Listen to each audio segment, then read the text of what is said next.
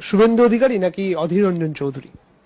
দলনেতা হিসাবে পশ্চিমবাংলার শুভেন্দু অধিকারী মহাশয়, কারণ শুভেন্দু অধিকারী মহাশয় যে লড়াইটা দিচ্ছেন বিরোধী দলনেতা হিসাবে দারুণ।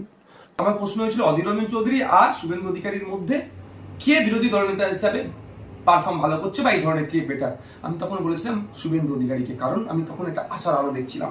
বিরোধী দলনেতা হিসাবে সারা পশ্চিমবাংলার প্রত্যেকটা নাগরিকের উনি বিরোধী দলনেতা, ওনাকে যে ভোট দেয় না, ইভেন আমি নওশাদ সিদ্দিকী আমিও সমালোচনা করলাম, ওনাকে অ্যারেস্ট করার কথা বললাম, উনিও কিন্তু আমাদের বিরোধী দলের নেতা।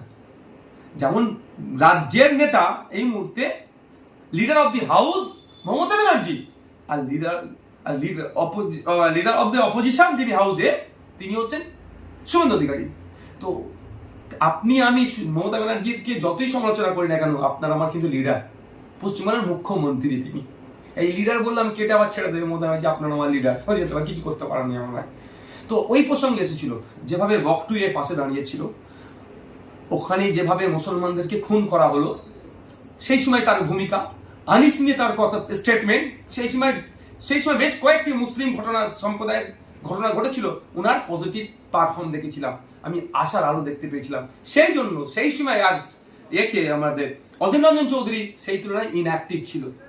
আমি এই প্রসঙ্গে বলেছি, এটাকে যদি কেউ কাঁচি চালিয়ে করে কি হবে, ওতে আমার হয়ে গেছে। বাংলার মানুষ জানে নওশাদ সিদ্দিকী জাত ধর্ম বর্ণ নির্বিশেষে সাদাকে সাদা কালোকে কালো বলে।